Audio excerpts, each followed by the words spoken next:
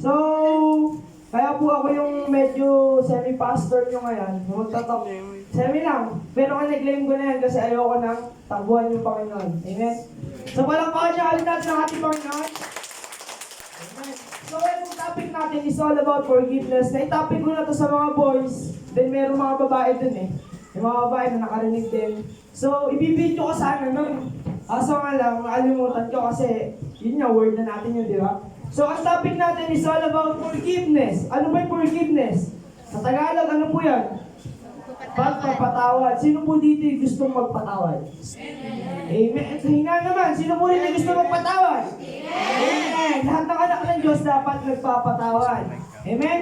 So, ang topic natin, ang title natin yun is all about stop fuming, start forgiving. Pag sinabi mong fuming, ano ba ibig sabihin nun? It's all about anger, pagkagalit. Galit ano? Sino po may mga galit pa sa puso dito? Oh, meron pa lahat, meron pa lahat. Diba? Pumalakpak nga po lahat na kinaantok. Malakpak, di ba? Okay, sige bago tayo mag-start, ang text po natin ay matatagpuan sa Colossians chapter 3 verse 13. And I believe ginamit natin dito. Sabi dito, bear with each other and forgive one another. If any of you has a grievance against someone, forgive as Lord forgive you. Sabi dito sa Tagalog, kung meron kayong hinanakit, magpasensyahan kayo. Kung meron kayong sama ng loob, magpatawad kayo gaya ng pagpapatawad sa inyo ng ating Panginoon. Tandaan niyo po, kailangan talaga natin magpatawad. Bakit? Kasi nga, pag hindi ka natuto magpatawad, walang kapatawaran na matatanggap sa harapan ng ating Panginoon. Amen? Amen. So bago tayo mag-start, tayo panandaliang yumuka, tayo manalangin sa ating Panginoon. Panginoong Isus, dakila, banal, makapangyarihan sa lahat, Panginoon, maraming salamat sa pribilehiyo na muli mo akong tinawag sa harapan ng pulpito, Panginoon, to share your message, Panginoon. Maraming salamat, Panginoon. At alam ko na ginamit mo ako dito upang ibahagi sa mga taong ito ang mga hindi pa natututong magpatawad. No, Lord God, hipuin mo ang aming mga puso at gamitin mo ako, Panginoon, para matuto silang magpatawad. Panginoon, wala akong kayanan. Itago mo po ako sa inyong likuran at lawisan ng aking mga labi. At anumang gawa ng diablo, distraction right now, sa pangalan mo, Jesus, pinapalayas namin sila. Wala silang karapatan sa mga oras na ito. Muli, Panginoon, manguna ka at ang iyong banal na Espiritu ang siyang manguna sa buhay ng bawat isa sa pangalan ni Jesus. Amen. So, ulitin ko po, ang topic po natin is all about forgiveness o pagpapatawad. Sabi po sa Bible, ang pagpapatawad is letting go of sin. Letting go. Kalimutan, alikuran yung kasalanan na ginawa. Amen? Sabi dito, so bago ako mag-start, gusto ko muna magtanong sa inyo. Magtanong kahit isa lang sa inyo, sino po rito yung may mga nagawan ng kasalanan ng isang tao na hindi pa nakakapagpatawad? Sino po rito? Meron po yan. Halimbawa, nanakawan ka ng pera, hindi mo pa kayang patawarin. Sino po dito ganun? Sige ba, wag po kayo mahiya, kailangan surrender, si Lola. So, yan, si Lola, isa ka po, last na. Sino pa po rito yung may mga nagawa ng kasalanan pero di pa kayang patawarin? Sige ba, wag po kayong mahiya, wag kayong mahiya sa harapan ng ating Panginoon. Ako na lang siguro. Sige, ayaw nyo magtaas di ba?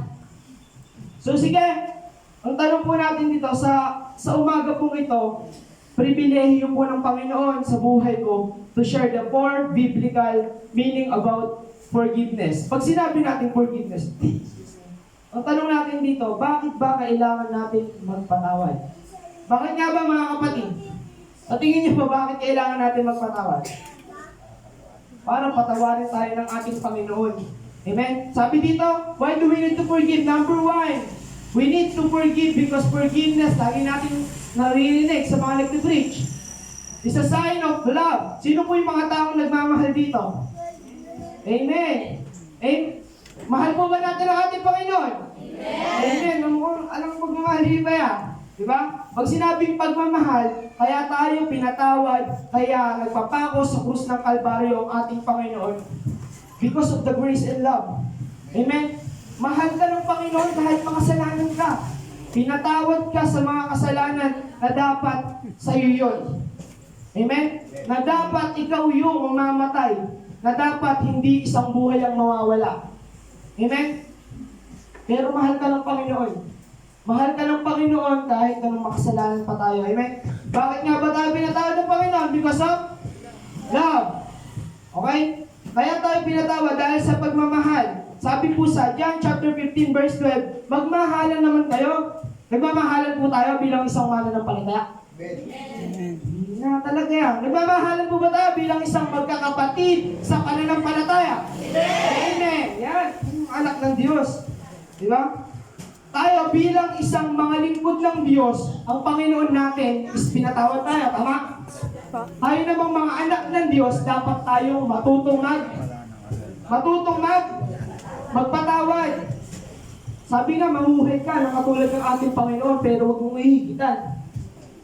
Amen? Ang Panginoon nagpatawad. Ibig sabihin, yung anak ng Diyos, matuto ring magpatawad. Tayo yun manigid tayo, mga kapatid. Diba? Sabi ko nga sa kanila lagi matagal, i-take a process. Halimbawa, meron kayong nagawa ng kasalanan. Like for example, ako. O like for example, si Dayan, nagawa niya si Margaret ng kasalanan. Kaso, matagal talaga napatawarin. Okay lang yun. It's okay. I-take a process, pero yung progress dumadating. Amen? Ano yung progress na yun? Yun yung kapatawaran. Amen? Tandaan nyo, darating at darating sa point na yung ibang tao talagang sasaktan kayo, usigin kayo, pero meron tayong humble heart. Meron tayong humble heart eh. Kaya natututo tayong magpatawad. Okay lang yun. Relax ka lang. Chill ka lang. Lahat ng ginagawa namin na to para sa Diyos, hindi para sa tao. Amen? Amen. Diyan na papasok yung pagpapatawad ng mga Kristiyano. Number 1, ano sabi? Why do we need to forgive? Dahil it's a sign of love. We need to forgive because forgiveness is a sign of love. Number 2, sabi po dito, we need to forgive because forgiveness brings happiness and joy. Actually, dapat joy na lang eh, kasi Kristiyano na tayo, di ba? Galak dapat, galak lagi. Bakit nga ba kailangan pag nagpatawad tayo, may galak? Masaya tayo dapat pag nagpapatawad, di ba? Bakit nga ba? Sabi sa una, nagpatawad ka dahil mahal mo isang tao. Nung pinatawad mo siya, naging masaya kayo. Amen? Tingnan mo yung mga ngiti ng mga anak ng Diyos. Mga naka-Facebook yan, no? Gaganda lang ito, magugwapo ng anak ng Diyos, di ba? So tayo bilang mga isang Kristiyano, hindi namin alam kung hindi pa kayo nagpapatawad sa mga nakagawa sa inyo ng kasalanan, hindi pa namin alam kung meron kayo nagawa ng kasalanan, hindi pa kayo pinapatawad, pero God knows everything in your life. Amen? Amen po ba? Alam ng Panginoon lahat ng nasa buhay mo kung ano yung ginagawa mong kasalanan. Kung ano yung ginagawa mong hindi o negatibo. Pati nga, may positivity and negativity ang Kristiyano. Pag sinabing positivity, fruit of the Holy Spirit. Amen? Positive, makakatulong sa'yo. Pag negativity, lies, o maraming kasalanan. Amen? Alam ng Diyos lahat ng ginagawa mo. Wala kang may tatago. Wala kang magtatalikod sa Kanya. Amen? Tulad yan, hindi natin alam ngayon kung sino hindi pa nagpapatawad. Diba? Ayaw talaga mag-taas na kamay, mga hindi nagpapatawad, di ba? So, alam natin na ang Panginoon lang ang nakakaalam yan. Amen? Hindi na, baka halimbawa, si Dayan, hindi niya naman alam na meron palang nanak sa kanya. Di ba? Ibig sabihin, ang Panginoon alam yun, hindi niya alam. Amen? Alam kakayanan ng tao, pero ang Diyos kaya niya. Amen? Yan. So, sabi dito, magiging masaya ang iyong puso. Hindi lang pala yung mukha mo magiging masaya. Magiging masaya rin pala yung puso mo. Di ba? Alam niyo yung time na, halimbawa, meron tayong kaibigan na lagi tayong nagsasabi sa kanya ng problema. Tapos may one time, biglang hindi kayo nagkaunawaan. Inagaw niya kasi yung boyfriend ko eh. Inagaw niya kasi yung girlfriend ko eh. Di ba? Inagaw niya kasi yung asawa ko eh. Di ba? Di ba? Pero yung sama ng loob natin sa pinakamalapit natin na kaibigan, hindi talaga, Lord, hindi ko talaga kaya siyang patawarin, Lord, sorry. Di ba? Hindi natin kayang patawarin kasi nga yung pride pumasok na sa puso natin. Yung sama ng loob pinapasok na sa puso natin. Amen? Kaya mga gusto talaga mag-EGG dito eh, hindi lang talaga refreshing eh. Sama ng loob mo, Lord, sa'yo na yan. Lord, di ko natatakbuhan yung calling mo. Sa'yo na yan. Di ba? Masakit, Lord eh. Di ba? Alam natin sa buhay nating mga Kristiyano, mahirap o mga tao na Kristiyano, mahirap talagang magpatawad. Matagal kung tayo magpapatawad. Pero tandaan nyo, darating at dadating tayo sa point na tayo ay matututong magpatawad. Amen?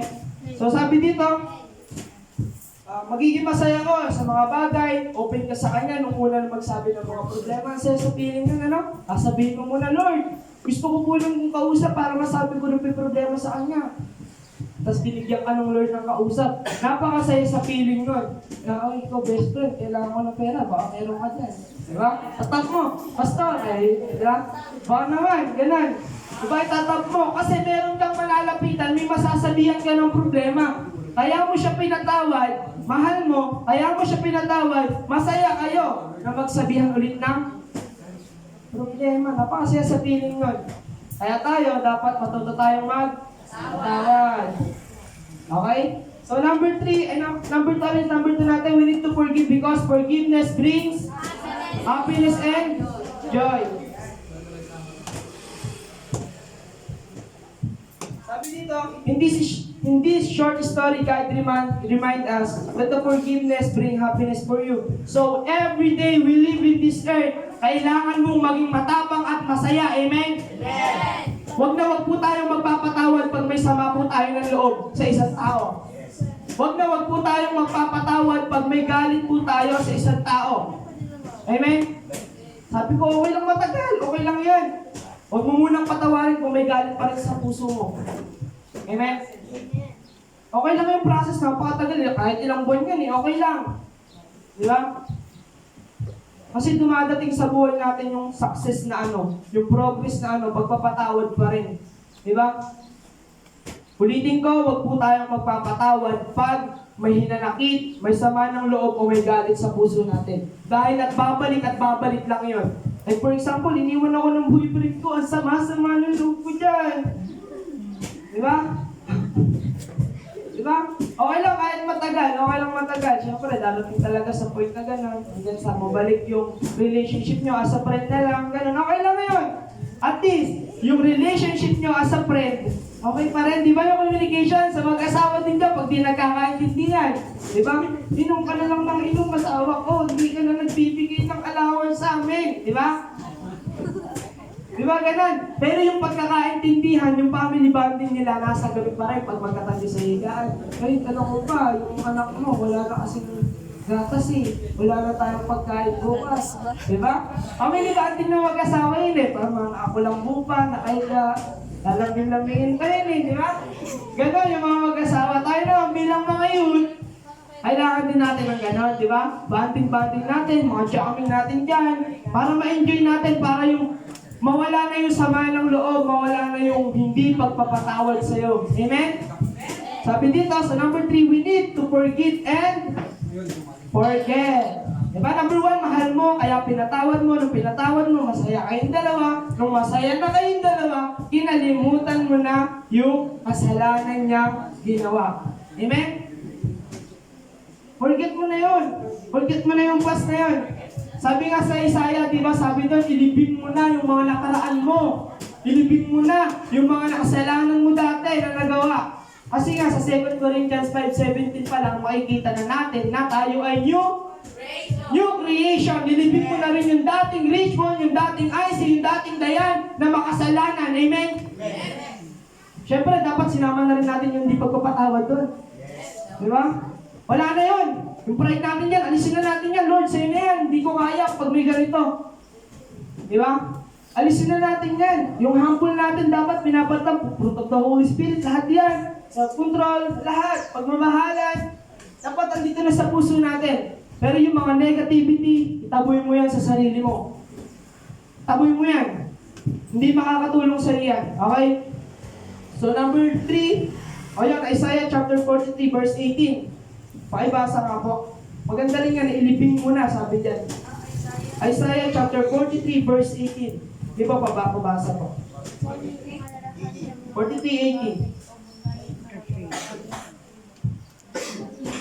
Simon. Di ba pabasa? Sabi niya, ilibing mo na. Sabi po dito sa Isaiah 43:18, ito ang sabi niya, ilibing mo na sa Ilibing limot. mo na. Ilibing mo na sa limot. Diba? Sige, tuloy. At huwag na aalalahanin pa. Huwag mo nang balikan o alalahanin pa yung ginawa niyang mga kasalanan. Amen ba? Amen. Sabi dito, narinig ko lang kay Pastor to eh. Sabi, hindi ka naman galit sa tao eh. Galit ka dun sa ginawa ng tao. Amen? Like for example, ako, ninakawan ako ng pera. Hindi ako galit sa'yo. Eh, kailangan kasi ng pera eh. Magagalit ako kasi ginawa mo yun sa akin. Amen? Ganun yun. Tignan natin na, oo nga, kaibigan ko pa rin to eh. Dapat hindi ako magalit dito. Galit ako dun sa ginawa niya sa akin. Kasi nasaktan niya talaga ako eh. Di ba? Ganun. Think about it, mga kapatid. So, sabi dito, so sa number 3, sabi dito, forgive and forget.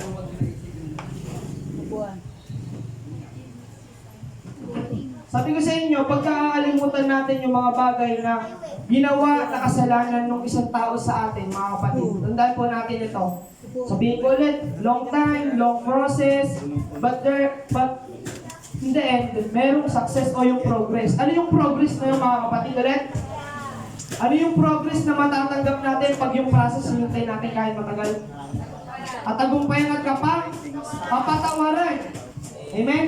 Papatawaran mo dapat yan, mga kapatid. So sabi dito, application natin sa forgive and forget, kahit masakit para sa iyo ang ginawa niya, you still forgive them and forget the things that they do to you. Okay? Kahit matagal, alisin sa isipan natin ang ginawa, dahil nas basal niya, kailangan natin itong kalimutan, di ba? Dahil sa mundo, tandaan po natin ito. Dahil dito, sa sanlibutan natin, panalo at hindi talo ang mga taong nagpapatawad.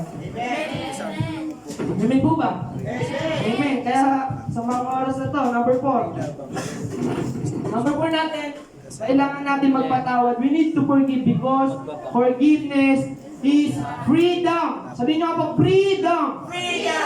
Ayun na, freedom! Freedom! Sino po gusto rito ng kalayaan? Amen! Amen! So pag sinabing kalayaan, pag ba nagpatawad tayo, Kuya Eman, paano magiging malaya yun? Saan ba magiging malaya? Number 1, magiging malaya kayong dalawang muling sabihin yung mga problema nyo. Sa isa't isa, ulitin natin yun. Magiging malaya ulit kayo na, uy, sige, friend, kailangan ko ng pera. So, sige, ito. Sabihin mo muna yan. Di ba? Amen po ba? Sabi dito, magiging malaya kayong dalawa na laging magkasundo sa mga bagay-bagay. Napakasaya sa piling na halimbawa, sino rin yung mga magkakapatid? Sino rin yung mga magkakapatid? Isa, dalawa, tatlo. Marami din, di ba, magkakapatid. Sabi dito, magiging malaya kayong dalawa na laging magkasundo sa mga bagay-bagay. Like example, may gawain bahay. Eh, marami kayong gagawin. May magwawalis, may mag-uurong, may maglalaba, may mag-iigib. Sabihin mo, uy Joyce, ikaw muna dyan, ikaw muna yung mag-uurong. Di ba? Napakasaya sa piling, sige ate, ako na dito. Di ba? Ganun dapat, nagkakasundo kayo sa mga bagay-bagay. Di ba? Para yung mga galit nyo sa isa't isa, hindi na tumuloy. Di ba? Tandaan natin, huwag nating hayaan na yung kaaway mag-entry sa atin. Hello? Huwag natin hayaan na mag-entry sa puso natin ang kaaway. Maging wise tayo. Lagi sinasabi ng ating pastor na meron na tayong wisdom na binigay ng ating Panginoon. Like for example, nag-e-email yung isa, may urungin. O ikaw nga muna doon. Teka nga lang, nag-e-email pa ako eh. Diba? Huwag kayo mag-alala, napagdaanan ko mo yan. Kailangan, kung bago ko utusan, meron. Tukle, tama. Karanasan ko po yan. Eh, nag-i-email nga ako ng rate lang. Diba? Ibig sabihin, nung nangyari sa buhay ko yun, hinayaan ko na makapasok yung kaaway sa buhay ko. Amen? Ito po yung sasabihin ko sa inyo, nung nangyari sa buhay ko yun, dapat hindi na mangyari sa inyo. Kaya ako sinishare sa inyo ngayon, huwag niyong hayaan na dayain kayo ng diablo sa buhay niyo. Amen? Ayong daya sa diablo. Amen?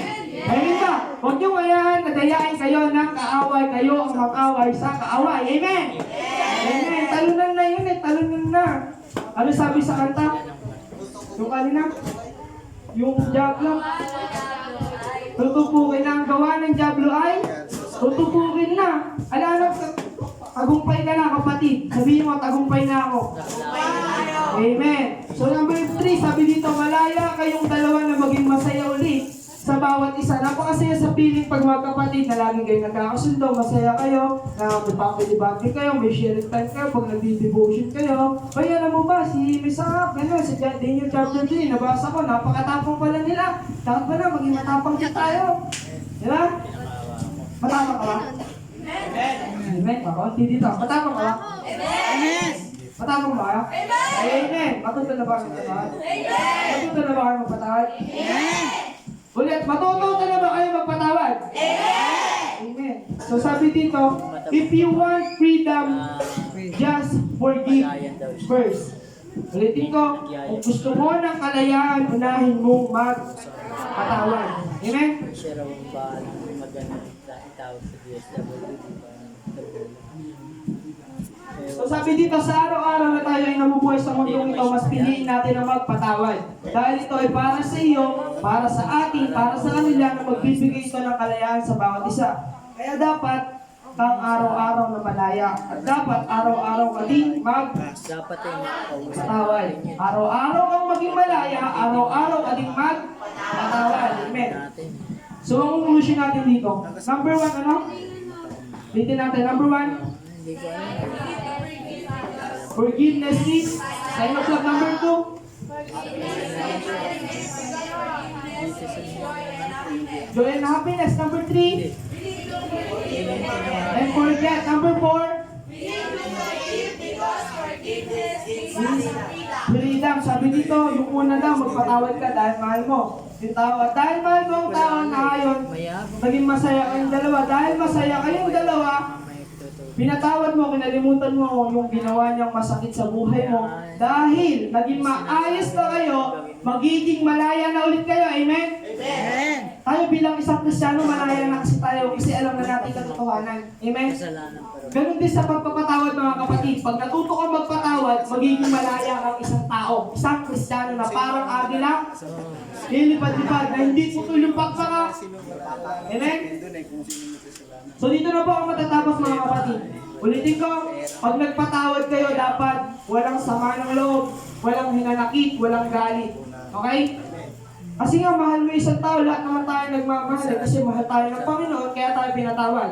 Tayo, nagmamahal tayo bilang isang mga tao, kaya dapat matuto tayong magpatawad. Number 2, sabi niyan, brings joy and happiness. Pag nagpatawad ka, dapat masaya ka, walang hinanakit. Masaya ka dapat, kasi pagka may sakit, ang sakit naman kapte, manhid ka na di ba? Kailangan alisin mo yun sa buhay mo. Okay, number 3, we need to forgive and forget. Kalimutan mo na yung ginawa niya na yun. Pag hindi mo kinalimutan, nasasaktan din ako dito sa yes, amen. Diba? Hindi mo siya kayang patawarin kung di mo kayang kalimutan yung bagay. Number 4, magiging malaya ulit yung dalawa kasi nga, you love each other. Kasi yung communication yung dalawa, yun yung binababa ng Panginoon sa inyo para maging maayos. Okay pa? Police. So, sige pa, inaanyahan ko po lahat na tayo tumayo. Mahirap yung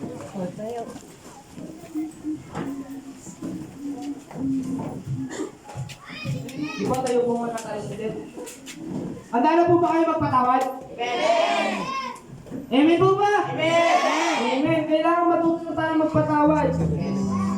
Sige po, bago po tayo magtapos, hinihiling ko po yung lahat na hawakan po natin ang ating mga puso. Hawakan po natin. Hayaan niyo po ng ating Panginoon ang humingi po dyan. Na matuto kayong magpatawad sa lahat ng oras. At kung may nagawa kayo ng kasalanan, kayo yung lumapit. Amen? Hindi natin alam kung kailan darating ang Panginoon, pero dapat maging handa tayo. Dapat matuto tayo magpatawad dahil ang pagpapatawad ay silbing pagmamahal mo sa isang tao. Amen? Sige po, inaanyahan ko ang lahat na tayo manalangin. Panginoon, maraming salamat Panginoon sa mga mensahe na binabagi sa kanila. Nawa Lord God, touch their heart na matutong magpatawad Panginoon sa mga oras na to.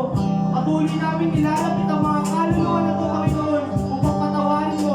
Itinataas namin Panginoon ang aming mga panalangin Panginoon na kami ay matutong magpatawad sa lahat ng oras. Ikaw ang siya mauna.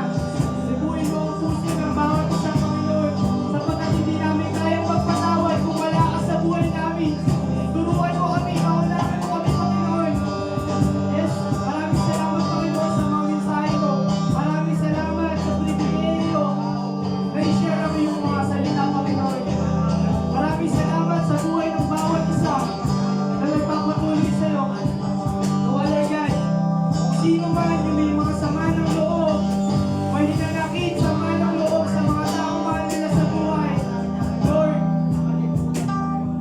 pong bahala sa amin. Kumilos ka, Panginoon, sa buhay namin. Ipa-realize mo sa amin, Panginoon, na hindi namin kaya magpatawad kung wala ka. Turuan mo kami, bigyan mo kami, Panginoon, ng wisdom na nanggagaling sa iyo. Turuan mo kami magpatawad sa mga oras na ito, Panginoon. Maraming salamat, Panginoon. Maraming salamat. Muli, maraming salamat sa oras. Kailangan po ang iyong mga salita. Sa mga nakinig, maraming salamat, Holy Spirit.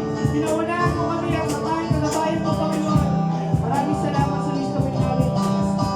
Kayo na pong bahala sa amin, Panginoon, sa oras ng aming natapos. Maraming salamat muli. Ipunin mo ang aming mga puso. Patuloy kami mananalangin sa harapan mo. Sa pangalan ni Jesus, ang lahat ng anak ng Diyos ay magsabi na, Amen!